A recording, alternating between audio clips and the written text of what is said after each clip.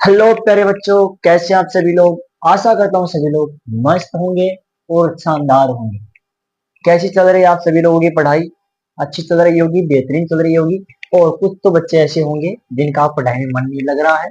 ठीक है, क्योंकि अभी वो 10th में हुए हैं ना, तो अभी आपका मन नहीं करेगा। जैसे जैसे ही आप रूटीन में आ जाएंगे, धीरे धीरे हम रूटीन में लाने की कोशिश करेंगे आपके लिए, तो आपका पढ़ाई में मन लगना लग जाएगा। ठीक है, तो देखो, हमारा जो बैच चल रहा था सफलता बैच 2026 की बोर्ड एग्जाम के लिए 10th क्लास का जो आरबीसी बोर्ड है, किसी भी बोर्ड से आप क्लास 10वीं क्लास की जब ये क्लासेस ले रहे हो तो ले सकते हो, क्योंकि टॉपिक सभी में सेम होते हैं, चैप्टर सभी में सेम होते हैं।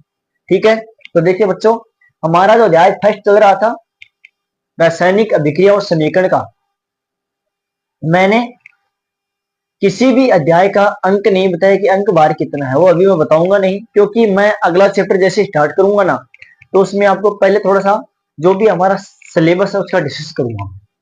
हालांकि मुझे पहले करना चाहिए था, लेकिन मैं नहीं करूंगा, लेकिन एक चैप्टर पूरा होने के बाद में करूंगा। ठीक है, क्योंकि मैं चाहता हूँ आपको लय में लाऊं, थोड़ा रूटीन में लाना जरूरी है, इसलिए मैं आपको पहले चैप्टर करवा रहा हूँ। एक चैप्टर जैसे हमारा कंप्लीट हो जाएगा तो बच्चों, हम नेक्स्ट चैप्टर जैसे दूसरा चैप्टर आपका स्टार्ट करेंगे हमारे छार वाला, तो उसके अंदर हम आपको पहले टोटल जो आपका सिलेबस है साइंस का, उसके बारे में बताऊंगा, जानकारी दूंगा, किस प्रकार से क्वेश्चन बनते हैं चैप्टर में से और किस प्रकार से हम तैयारी करेंगे। ठीक है, तो उम्मीद है आप लोगों ने जितना भी मैंने इतना आज तक पढ़ाया दो क्लास के अंदर, आपने सारा का सारा कवर कर लिया है, रिविजन भी किया होगा, और जिसने नहीं किया है वो कर लेना भाई। ठीक है, क्योंकि मैं बारी बारी से नहीं बोलूंगा, अगर आप साथ साथ अभी भी कर रहे हो तैयारी तभी अच्छा रहेगा, क्योंकि बाद में ये धीरे धीरे हेवी आपके ऊपर होता चला जाएगा। ठीक है, तो हमारा अध्याय नंबर 1 चल रहा था, और उसके अंदर मैं पढ़ा रहा था आपको वियोजन अभिक्रिया। अब वियोजन अभिक्रिया संयोजन अभिक्रिया मैंने आपको बता दी थी, लेकिन अब मैंने संयोजन अभिक्रिया के अंदर कुछ उसके एग्जाम्पल हैं, जिसमें उष्मा क्षेत्र उष्मा शोषी हो गया, वो अभी मैं आपको करवाऊंगा, क्योंकि मैं उसके अंदर मैंने करवाए नहीं, अब करवाऊंगा। ठीक है, तो उससे पहले मैं ये कहना चाहूंगा, आपका अपना प्यार सपोर्ट बनाए रखना, अपने छोटे भाई बहनों के साथ जरूर शेयर करना, जो भी 9th में 10th में है उनको जरूर शेयर करना, ताकि उनको भी ये क्लासेस मिल सके, साइंस की तैयारी उनकी बेहतरीन हो सके। और याद रखना, इस चैनल के ऊपर आपको मैथ की क्लासेज मिलने वाली है, लेकिन उसमें थोड़ा भी टाइम लगेगा, क्योंकि अभी हम एडजस्ट नहीं कर पा रहे हैं। जैसे आपको सेशन शुरू होगा ना जुलाई से, तो आपकी मैथ की क्लासेस स्टार्ट हो जाएंगी, कर दी जाएंगी। ठीक है, और उम्मीद करता हूँ जुलाई तक हमारा परिवार थोड़ा बढ़ के जाएगा, मतलब कि कुछ बच्चे जुड़ जाएंगे हमसे।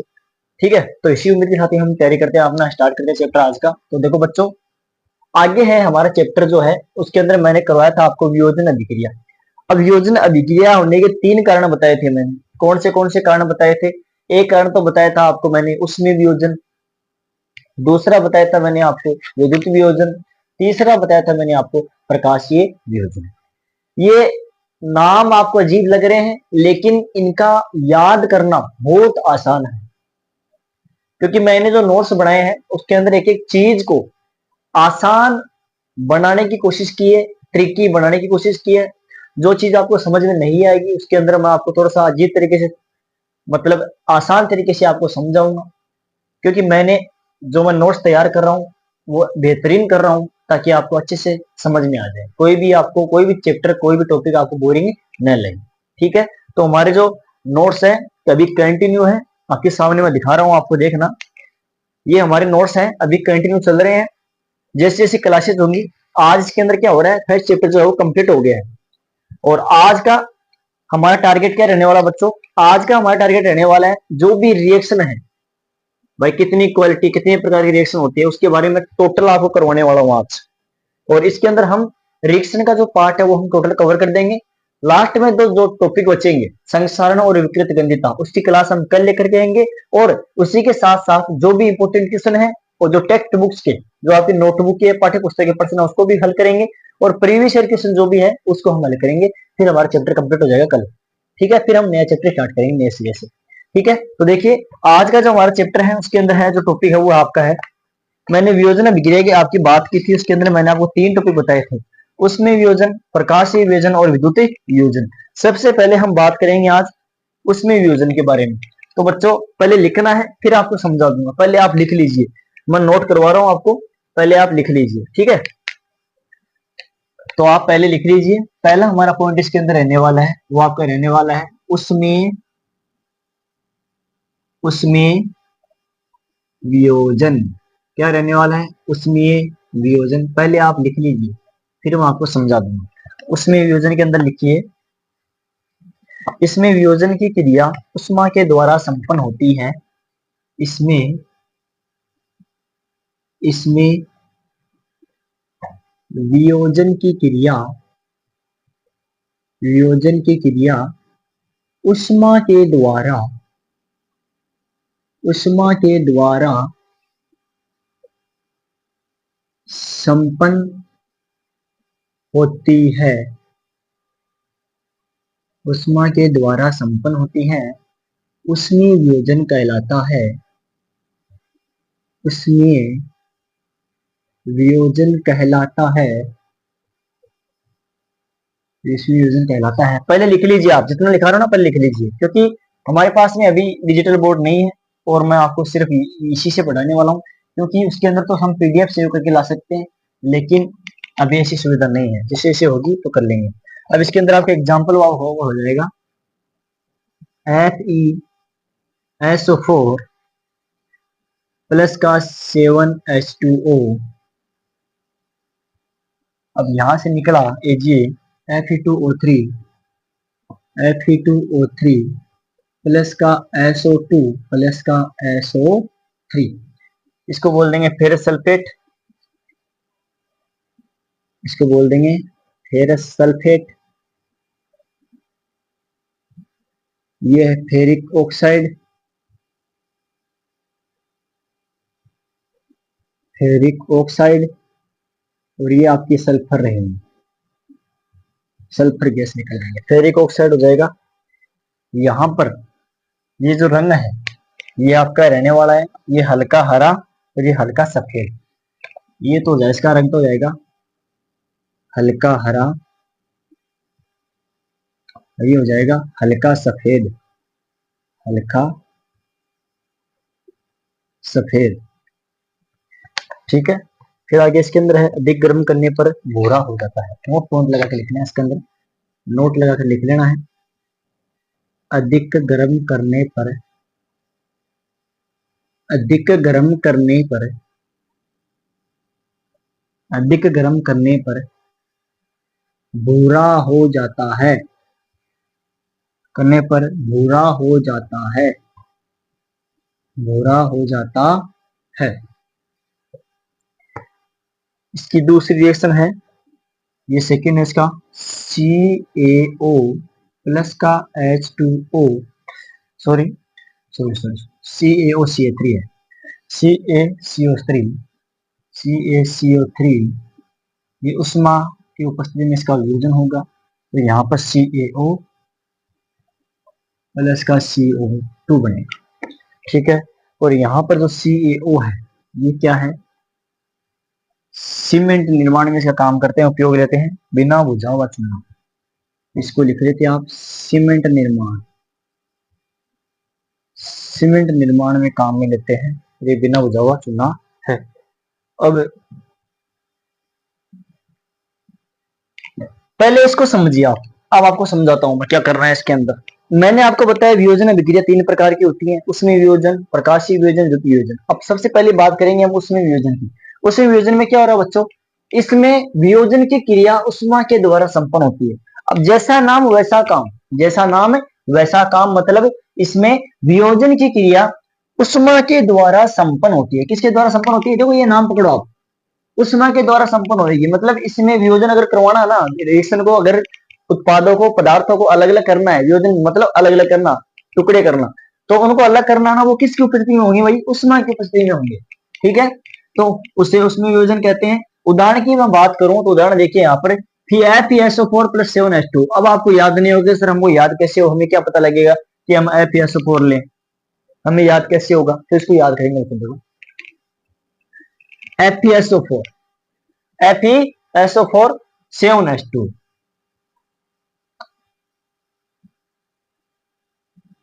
FeSO4 7H2। ये क्या हो गया, जैसे ही बाढ़ आ गई, FeSO4 मतलब ये भागने लगे, हेसो FeSO4 FeSO4 FeSO4 FeSO4 मतलब ये भागने लगे, फिर SO4 मतलब भागने लगे, 7H2 जल के अणु है। एक बार वेट के थोड़ा सा मारा हूं अभी।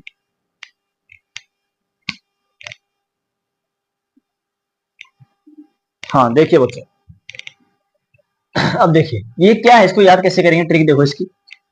FeSO4 फिर शोर, फिर से शोर हो रहा है, फिर से शोर हो रहा है, क्या हो रहा है, फिर से शोर हो रहा है, फिर शोर हो रहा है, क्यों हो रहा है, क्या आ गया भाई, 7 अणु जल के आ गए, मतलब 7 अणु जल के आएंगे तो मतलब बाढ़ आ गई, क्या आ गई रे, बाढ़ आ गई भाई, बाढ़ आ गई तो क्या हो गया, फिर शोर मचने लग गया, फिर शोर मचने लग गया, फिर शोर है, फिर शोर, फिर से शोर मचने लग गया, जिसके बचा 7H2 मतलब 7 अणु जल के आ गए। अब क्या हो गया, ऑक्साइड, क्या हो गया, जो फेरी में था, जो फेरी में था, जो मंदिर की फेरी में था, फेरी में था, उसको तो ऑक्सीजन मिल गई, जो फेरी में था उसको तो ऑक्सीजन मिल गई, मतलब फेरिक ऑक्साइड है, फेरिक ऑक्साइड, फेरिक, फिर एक ऑक्साइड आया, फिर वो कौन आया, ऑक्साइड आया, फिर क्या हो गया, बाकी के नहीं थे ना वो सल्फर हो गए, बाकी के बच्चे कच्चे क्या हो गए, सल्फर हो गए, सल्फर मतलब SO2 और SO3 बाहर निकल जाएगी। ये हो गया बच्चों आपका।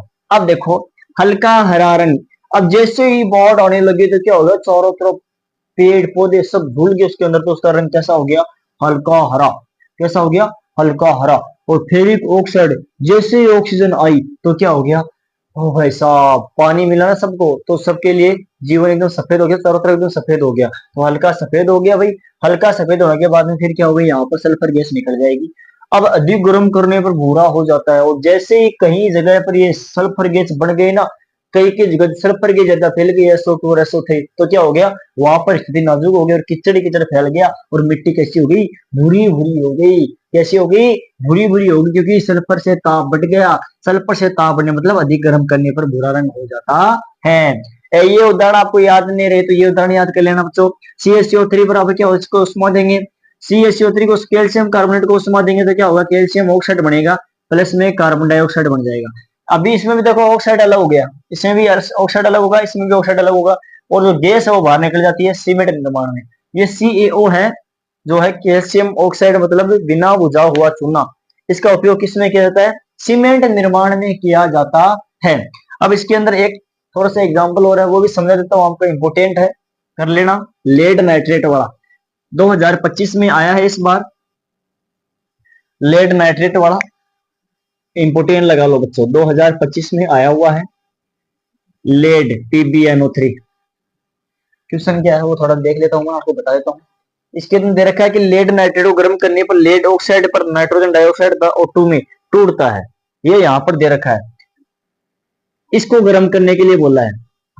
तो ये लेड ऑक्साइड में बनेगा PbO3, और लेड ऑक्साइड यहां पर बनेगा, लेड ऑक्साइड बनेगा, लेड ऑक्साइड तथा O2 गैस, प्लस में ऑक्सीजन गैस निकलेगी। और इसके अंदर आपको एग्जाम के अंदर ये नहीं पूछा गया है बच्चों, इसके अंदर पूछा गया डायग्राम, क्या पूछा गया है, डायग्राम पूछा गया है, और आपको डायग्राम किस प्रकार से लेना है, इस प्रकार से लेना है बच्चों। इसके अंदर क्या करना है, ये आपको बिक कर लेना है, इसके अंदर बर्नर है ये, और यहां पर एक प्रश्नली लेंगे, इसके अंदर लेड रहेगा, पीबी रहेगा, और इसको चिमटे की सहायता से पकड़ेंगे, ठीक है, ये चिमटा है, और यहां पर क्या बनेगा हमारे पास में, लेड ऑक्साइड मतलब PbO3, और ये है। इस प्रकार से डायग्राम आया था आपके एग्जाम के अंदर 2025 के अंदर, 26 तारीख को जो एग्जाम थी वो 23-22 तारीख की, 21 तारीख की, उसके अंदर आया था। आगे देखिए, आगे हम पढ़ेंगे प्रकाशीय वियोजन, सेकंड पॉइंट है इसका प्रकाशीय वियोजन का। अब वो हम देखेंगे आगे। अगला पॉइंट है इसका किसका, पहले है विद्युत वियोजन का, किसका है, विद्युत वियोजन का। तो सबसे पहले थोड़ा सा स्पीड से करेंगे बच्चों हम, थोड़ा सा, क्योंकि ये टॉपिक जल्दी करवाना है। विद्युत वियोजन, विद्युत, आप स्पीड को स्लो करके देख लेना, ठीक है। विद्युत वियोजन क्या होता है वो देखेंगे। विद्युत की उपस्थिति में विद्युत का उपयोग करने पर द्वारा जल को विद्युत द्वारा अपघटित किया जाता है। विद्युत के उपयोग से, विद्युत के उपयोग से जल को अपघटित करना, अपघटित करना विद्युत वियोजन कहलाता है। विद्युत वियोजन कहलाता है। इसका एग्जाम्पल लिख लेंगे, 2H2O H2 प्लस का 2O2 O2, ठीक है। ये यहाँ पर क्या हो गया, ये आपका जल है, जैसे गर्म किया ये आपकी हाइड्रोजन हो गई, और ये क्या हो गया आपकी ऑक्सीजन हो गई। क्या हो गई, ऑक्सीजन हो गई। इसके अंदर आपका बिक्कर वाला डायग्राम आने वाला है, ये बिक्कर वाला डायग्राम होगा, इसके अंदर कर लेना, ठीक है। अगला पॉइंट है आपका सी पॉइंट है, इसके अंदर प्रकाशीय अपघटन। कौन सा, प्रकाशीय वियोजन, प्रकाशीय वियोजन, प्रकाशीय वियोजन। इसके अंदर याद रखना H2 अनुपात O2, इनका अनुपात कितना होगा, 2:1। H2 और O2 का अनुपात होगा 2:1। प्रकाशीय वियोजन क्या होता है, वियोजन की क्रिया में उष्मा प्रकाश के रूप में प्रदान की जाती है। यहां पर उष्मा जो होती है, वियोजन किया जाता है उष्मा से, वो किसके रूप में होती है, प्रकाश के रूप में। पहले लिख लो आप, प्रकाश के रूप में प्रदान की जाती है, प्रदान की जाती है, पहले लिख लीजिए बच्चों। अब इसकी रिएक्शन हम देखेंगे। सूर्य के प्रकाश की उपस्थिति में श्वेत रंग का सिल्वर क्लोराइड वियोजन अभिक्रिया होती है, तो सिल्वर का निर्माण होता है। यहाँ पर क्या होता है, सिल्वर क्लोराइड लिख लीजिए। सूर्य के प्रकाश की उपस्थिति में, सूर्य के प्रकाश की उपस्थिति में, की उपस्थिति में सिल्वर क्लोराइड में, श्वेत रंग का सिल्वर क्लोराइड, श्वेत रंग का सिल्वर क्लोराइड, श्वेत रंग का सिल्वर क्लोराइड में वियोजन अभिक्रिया होती है, में वियोजन अभिक्रिया होती है, होती है।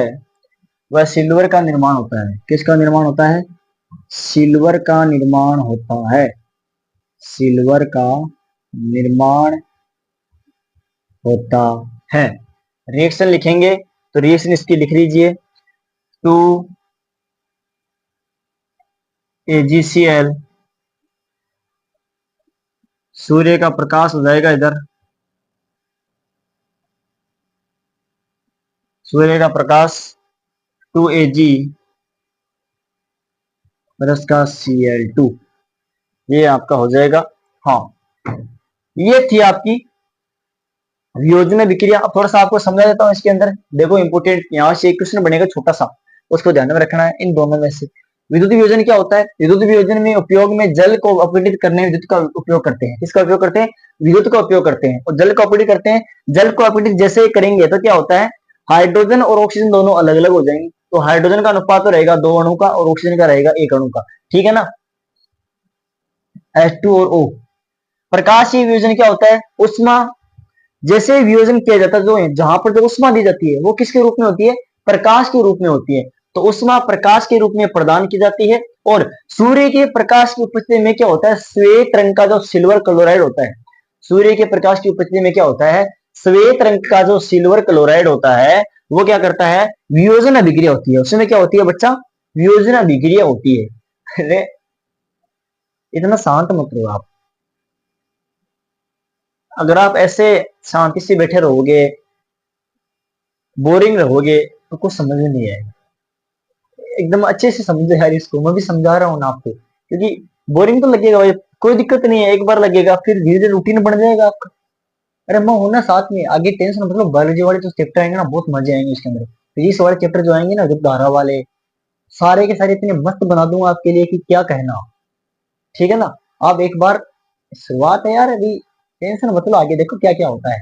देखो उष्मा प्रकाश के रूप में प्रदान की जाती है। सूर्य के प्रकाश की उपस्थिति में श्वेत रंग का सिल्वर क्लोराइड क्लोराइड की उपस्थिति में श्वेत रंग का सिल्वर क्लोराइड वियोजन अभिक्रिया होती है और सिल्वर का निर्माण होता है। अभी यहाँ से एक क्वेश्चन बनता है बच्चों, क्वेश्चन क्या बनता है, आपने सुना होगा AgBr या फिर AgCl2।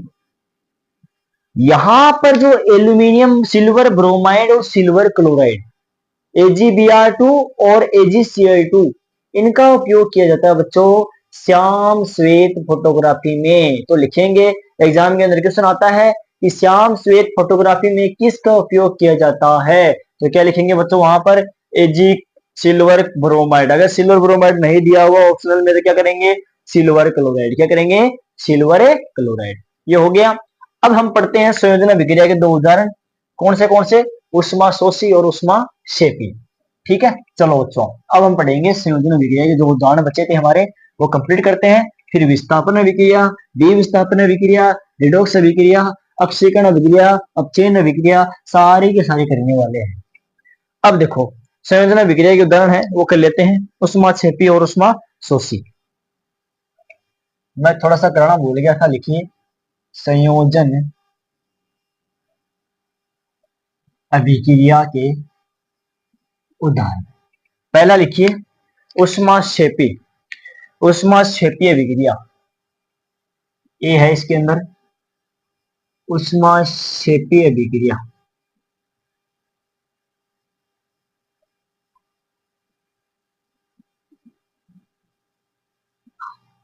पहले लिखो फिर याद कराता हूं, पहले जल्दी से लिख लो आप। जिसमें अभिक्रिया के दौरान उष्मा निकलती है, लिखो अभिक्रिया के दौरान,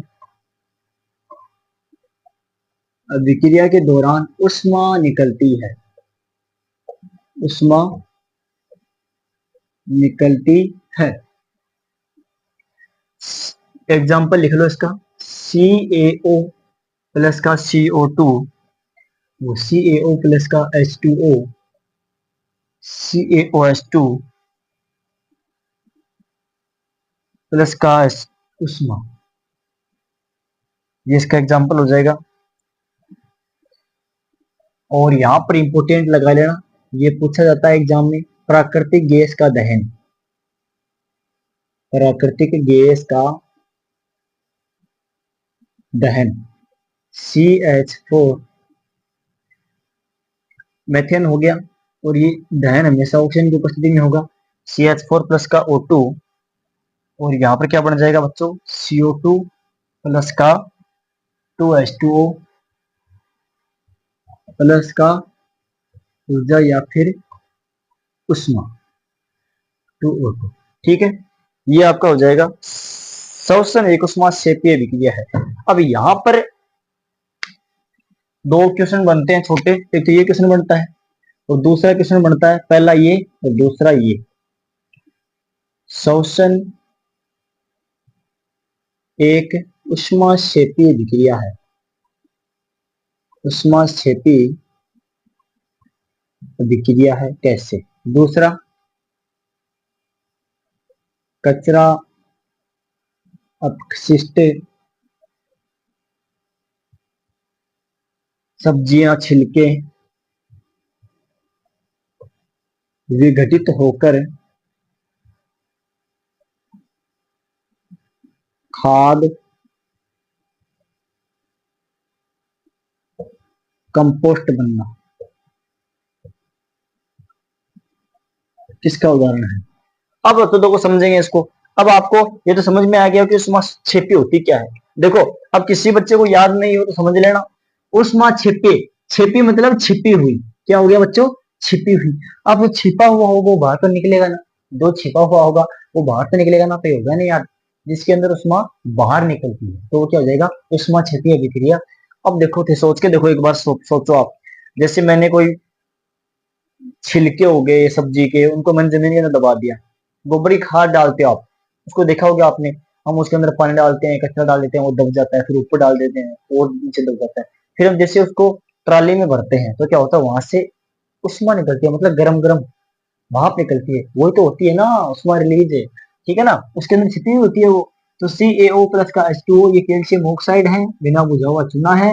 इसको जैसे हम जल बनाएंगे, जल मिलाएंगे इसके अंदर, जल मिलाएंगे, कड़े करवा के लिए जल मिला के बढ़ जाओ CaOH2, ये बुझा हुआ चूना, उष्मा निकलेगी। कहां से क्या निकलेगी? उष्मा निकलेगी।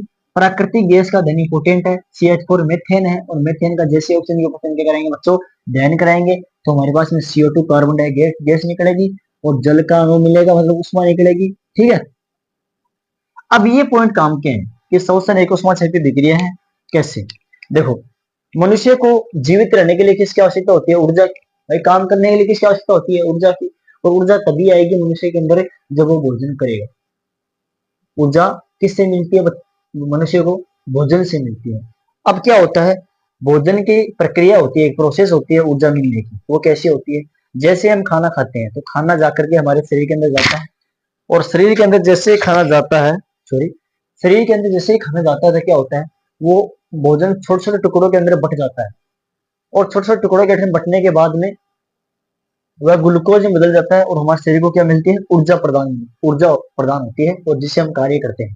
ठीक है, तो वहां पर क्या होता है, जैसे चावल हो गया, ब्रेड हो गया, आलू हो गया, इसके जो अणु है छोटे टुकड़ों में बट जाते हैं, हमें ऊर्जा प्रदान करते हैं, जिससे हम कार्य कर पाते हैं। तो ये क्या है? उष्मा क्षेपी है। और इससे क्या होती है, जैसे वो शरीर के अंदर जाकर टूटता है ना पाचन के दौरान, तो क्या होता है, उष्मा रिलीज होती है, जो हमारे शरीर के लिए देती है, एनर्जी देती है, और हम ज्यादा ताकत महसूस करते हैं। ठीक है, कचरा अपशिष्ट सब्जियां विघटित होकर, अब कचरा अपशिष्ट हो गया, सब्जियों के छिलके हो गए, उनको हम जमीन के नीचे दबा दें, खाद में डाल दें, तो क्या होते हैं, उसको हम जैसे हम लंबे समय बाद में उसको खोदेंगे तो वहां से क्या निकलेगी? उष्मा रिलीज होगी, और कंपोस्ट बनते हैं, और कैसे क्या बन जाएगी, वो गल जाएंगे, मतलब उनको अजैविक जैविक अपघटन हो जाएगा, और हो जाने के बाद में उनकी खाद बन जाती है। ये हो गया। फिर हम इसका अगला पॉइंट पढ़ेंगे, वो है हमारा उष्माशोषीय विक्रिया। कौन सी विक्रिया? उष्माशोषीय विक्रिया। बच्चों कुछ नहीं करना है, बस इसका उल्टा कर देना है। उष्माशोषीय में क्या होता है, जिस विक्रिया को पूर्ण होने के लिए उष्मा की आवश्यकता होती है, जिस विक्रिया को पूर्ण होने के लिए उष्मा की आवश्यकता होती है। आगे देखिए बच्चों, अगला पॉइंट है आपका उष्मीय वियोजन। कौन सा है? उसमें उष्माशोषी। अभिक्रिया को पूर्ण होने के लिए उष्मा की आवश्यकता होती है, लिख लिया तो लिख लीजिए उष्माशोषी। बी है इसके अंदर उष्माशोषी अभिक्रिया। उष्माशोषी, उष्मा की आवश्यकता होती है। अभिक्रिया को पूर्ण होने के लिए किसकी आवश्यकता होती है? उष्मा की आवश्यकता होती है। इसके अंदर लिख लो उष्मा की आवश्यकता होती है। उष्मा की आवश्यकता होती है। उदाहरण इसका लिखेंगे CaCO3। यहाँ पर मैं क्या दूंगा, इसको उष्मा दूंगा। उष्मा देने के बाद में क्या बनेगा? CaO प्लस का CO2। ठीक है, बिना बुझा हुआ चुना। ये क्या है? बिना बुझा हुआ चुन। ठीक है,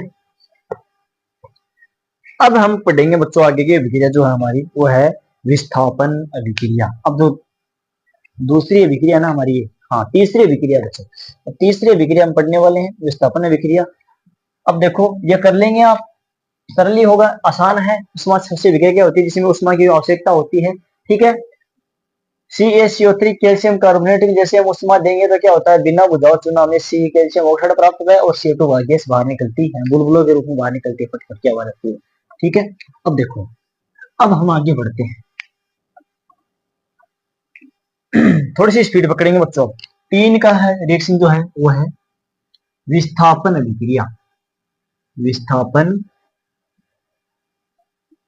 अभिक्रिया मतलब डिस्प्लेसमेंट डिस्प्लेसमेंट इक्वेशन, ये रिएक्शन दो दिन। ठीक है, थोड़ा सा रुकिए, एक बार पानी पी के आता हूँ।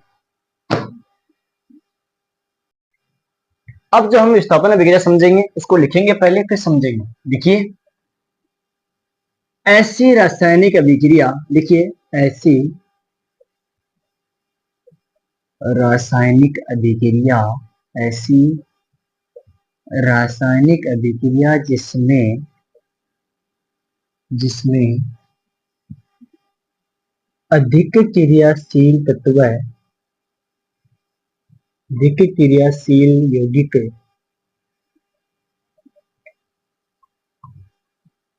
कम क्रियाशील तत्वों को विस्थापित कर देता है, विस्थापित कर देता है। विस्थापन अभिक्रिया कहलाती है, विस्थापन अभिक्रिया का डिस्प्लेसमेंट इक्वेशन कहलाती है। इसके अंदर देखेंगे Cu प्लस का FeSO4 CuSO4 प्लस का Fe। यहाँ पर क्या होता है, जो आपका कॉपर होता है वो अधिक क्रियाशील होता है, किसके कंपैरिजन में, फेरस के कंपैरिजन में, तुलना में अधिक क्रियाशील होता है। तो क्या करेगा, ये कॉपर है जो फेरस को कर देगा, विस्थापित कर देगा उसकी यौगिक से। तो इसकी यौगिक से फेरस को विस्थापित कर देता है, उसको बाहर निकाल देता है, और यहाँ पर क्या बन जाता है, कॉपर सल्फेट। क्या बन जाता है, कॉपर सल्फेट। और ये क्या था, फेरस सल्फेट। क्या था, फेरस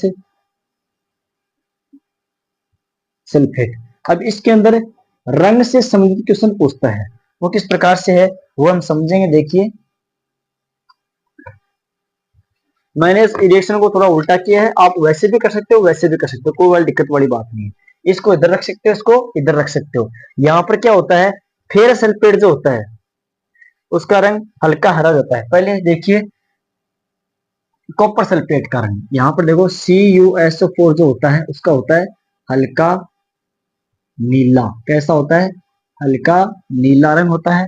और फिर क्या होता है, FeSO4 जैसे बनता है तो इसका रंग कैसा होता है, हल्का हरा। कैसा हो जाता है, हल्का हरा। और जो फिर इसकी जो कील होती है लोहे की, वो कैसे रंग की जाती है, भूरे रंग की। किसकी, भूरे रंग की हो जाती है। फिर है आगे हम देखेंगे, अगला टॉपिक है जो है हमारी रिएक्शन है वो आपकी होने वाली है। और यही अभिक्रिया आप जिंक के साथ में करवा सकते हो, Zn प्लस का CuSO4 बराबर CuSO4 प्लस का Zn। ठीक है, ZnSO प्लस का Cu आप ऐसे भी करा सकते हो। तो ये होगी आपकी कौन सी, विस्थापन अभिक्रिया। ऐसी रासायनिक अभिक्रिया जिसमें अधिक क्रियाशील यौगिक कम क्रियाशील तत्व को विस्थापित कर देता है, विस्थापन अभिक्रिया कहलाती है। Cu प्लस का FeSO4 CuSO4 प्लस का Fe। तो देखो बच्चों क्लास काफी लंबी होगी, 10 से 15 मिनट की और चलेगी, क्योंकि हमें रिएक्शन जो है आज का टॉपिक जो है कंप्लीट लगभग कंप्लीट करवाना है। ठीक है, और अधिक से अधिक हम एक चैप्टर की 5 क्लासेज लेते हैं या फिर 4 में कंप्लीट करवा देंगे। ठीक है, तो हम विस्थापन अभिक्रिया पहुंच गए हैं, ये होगी हमारी कंप्लीट। अब हम पढ़ेंगे द्वितीय विस्थापन अभिक्रिया। बने रहना है, बच्चों के साथ, दूसरे दोस्त जो आपके हैं उसके साथ में शेयर जरूर करना है, बताना उनको कि जो यूट्यूब पर है फ्री क्लासेस चल रही है, सफलता बेच चल रहा है 2026 के लिए, बोर्ड एग्जाम के लिए।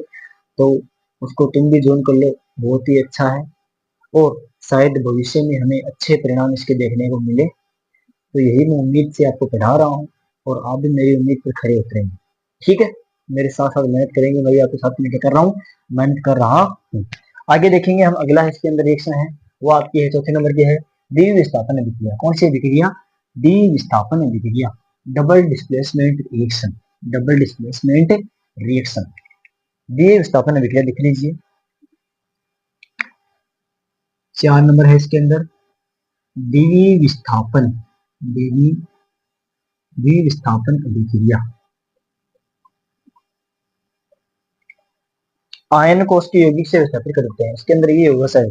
ऐसी अभिक्रिया जिसमें अभिकारकों के बीच आयनों का आदान प्रदान होता है। देखिए ऐसी अभिक्रिया जिसमें,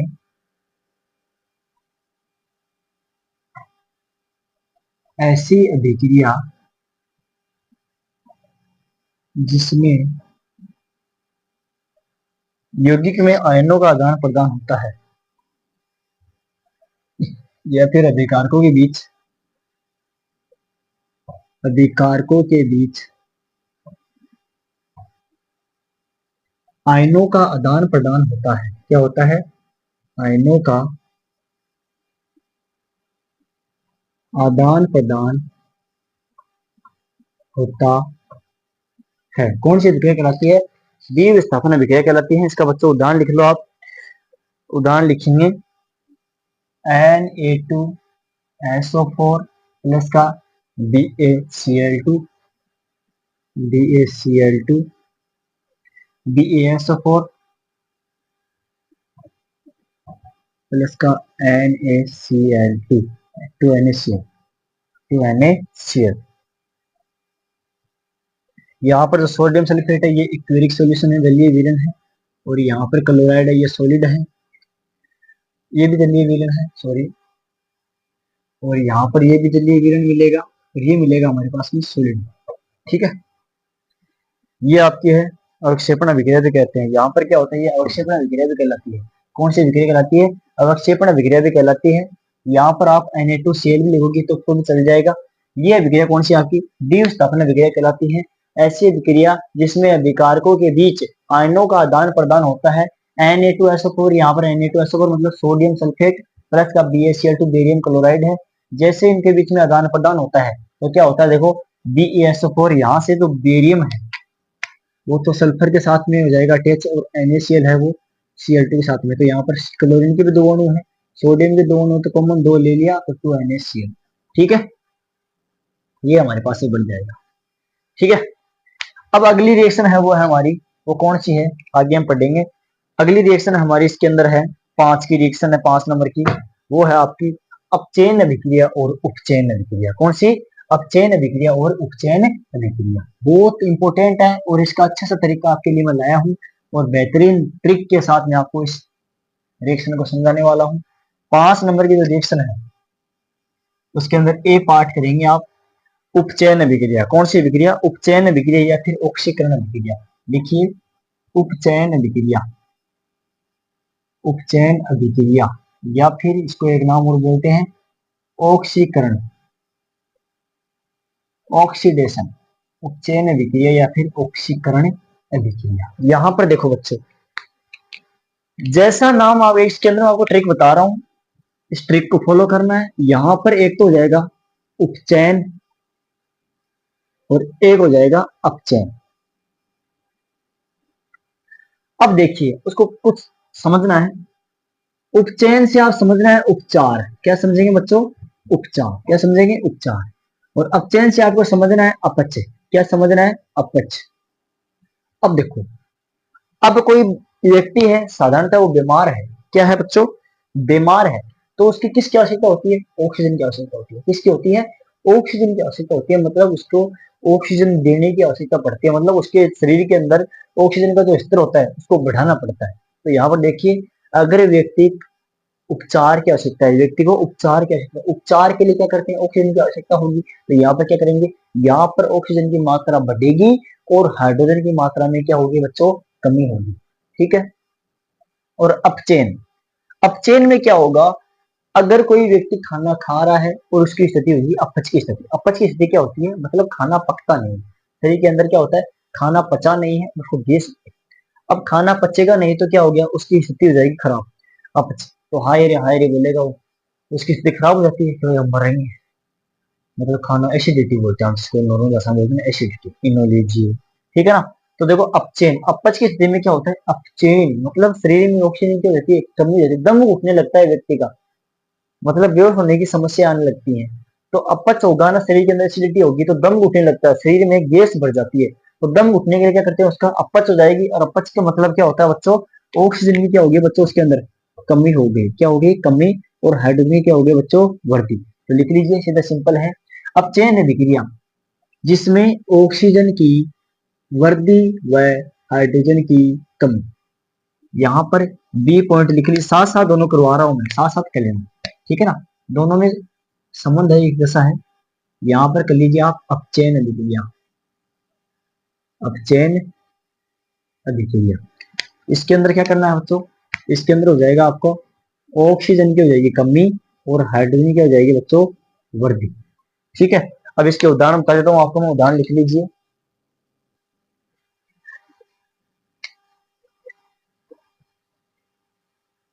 इसके अंदर ऑक्सीजन की वृद्धि का उदाहरण है C प्लस का O2, क्या हो जाएगा? CO2। और ऑक्सीजन की कमी का उदाहरण मतलब हाइड्रोजन की वृद्धि का उदाहरण, हाइड्रोजन की वृद्धि। हाइड्रोजन की वृद्धि का उदाहरण क्या हो जाएगा, H2S प्लस का I2 बराबर 2HS, 2HI प्लस का S। यहाँ पर क्या होगा, ये 2 है, ये I है, दोनों भी ऐसे से लगा है, तो HI और ये S आएगा आपका बाहर। ठीक है, अब चेन अभिक्रिया में उदाहरण लिख लो, CuO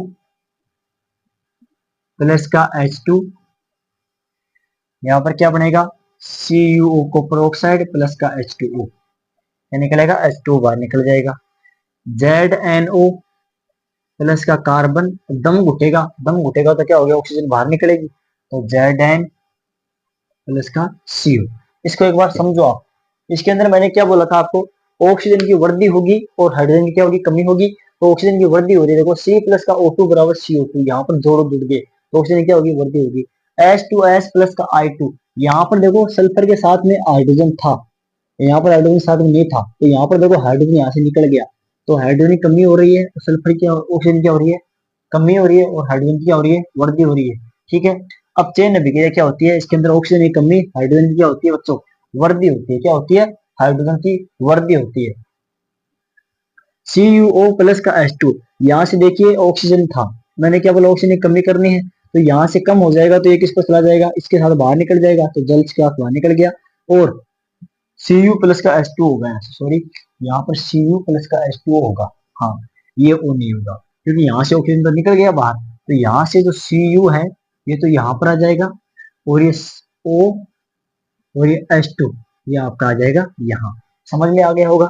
अब आगे हम देखते हैं, आगे जो हमारी इसके अंदर रिएक्शन है वो आपकी होने वाली है रेडॉक्स अभिक्रिया। कौन सी अभिक्रिया बच्चों, और लास्ट रिएक्शन है हमारे इस टॉपिक की, रेडॉक्स अभिक्रिया, उसको हम समझेंगे। 6 नंबर की जो अभिक्रिया है वो हम समझेंगे। अब कौन सी अभिक्रिया है 6 नंबर की, रेडॉक्स अभिक्रिया। कौन सी है बच्चों, रेडॉक्स अभिक्रिया, लास्ट है लिख लीजिए, रेडॉक्स।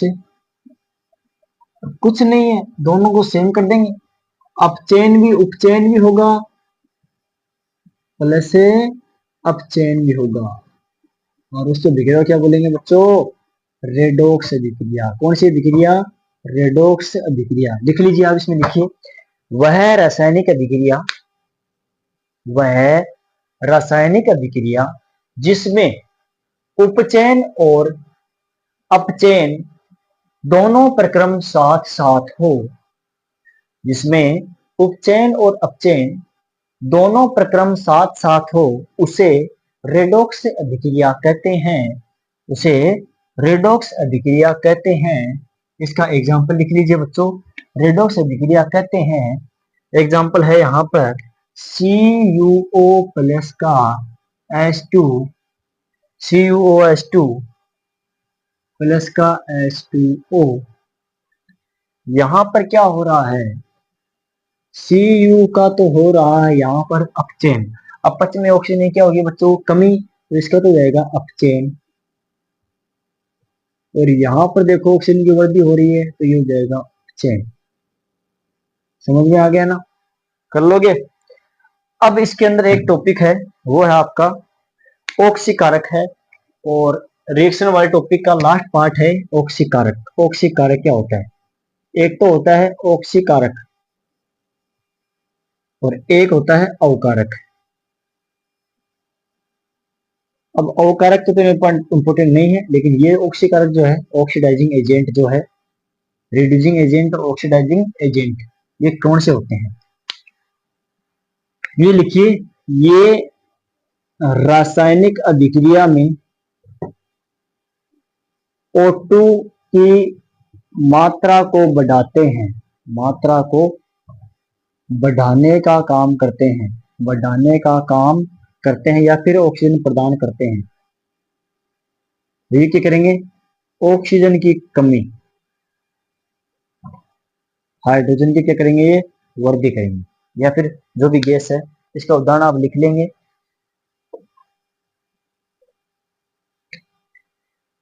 इसके ऊपर वाले का उदाहरण लिख लीजिए, 2H2S प्लस का SO2, 3S प्लस का 2H2O, और इसका आगे वाले का लिख लीजिए अवकारक का। अवकारक जो हो जाएगा वो हो जाएगा आपका ZnO प्लस का C, Zn प्लस का CO। अब यहाँ पर आपको समझना जरूरी है कि इसके अंदर कौन सा ऑक्सीकारक है और कौन सा अवकारक है। ठीक है, कौन सा ऑक्सीकारक है बच्चों, ये रासायनिक ऑक्सीजन की मात्रा को बढ़ाता है। तो यहाँ पर देखो H2S SO2, तो यहाँ पर देखो S बाहर निकल गया ना, तो यहाँ पर H2 हो जाएगा ऑक्सीकारक, जो ऑक्सीजन की मात्रा को बढ़ा रहा है। ठीक है, ऑक्सीजन की कमी कमी कौन कर रहा है, जिंक प्लस का O कार्बन। यहाँ पर कार्बन क्या अवकारक है, जो क्या करता है, ऑक्सीजन की कमी करता है, इसमें ले जाएगा इसके साथ में। ठीक है, तो ये तो था बच्चों आज का हमारा टॉपिक। आज की हमारी क्लास पूरी की पूरी मैंने करवा दी है। कल हमारा इस चैप्टर का लास्ट टॉपिक रहेगा संसारण और विकृत गंडिता। वही रहेगी किसकी, अपचयन और उपचयन के ही उदाहरण है वो संसारण और विकृत गंडिता। वो क्यों होते हैं, उसका कारण क्यों होता है, बचने के क्या उपाय होते हैं, कैसे हम इससे बच सकते हैं, कैसे वस्तुओं को संसारित होने से बचा सकते हैं। ठीक है ना, इम्पोर्टेंट टॉपिक है, एग्जाम में आता है। और आई होप जितना मैंने अभी तक आपको समझाया इस क्लास के अंदर सारा का सारा आपको समझ में आएगा। मैंने जितना आपको धीरे धीरे समझाया है, इतना आसान तरीके से समझाया है। और पूरा टॉपिक मैं करवाने क्लियर कराने की कोशिश कर रहा हूँ। एक कोई भी टॉपिक आपका नहीं छूटेगा, टोटल हम कवर करने वाले हैं, क्योंकि हमारे पास टाइम बहुत है, आराम से हम पूरे चैप्टर कर सकते हैं। ठीक है, तो आई होप समझ में आया होगा। वीडियो कैसा लगा कमेंट करके जरूर बताना, दोस्तों शेयर जरूर करना है, और चैनल को सब्सक्राइब जरूर कर लेना, और उसका बेल आइकन उसको ऑन कर देना, ताकि जैसे मैं अगली क्लास डालूं उसका नोटिफिकेशन आपको मिल जाए। Thank you, all the best.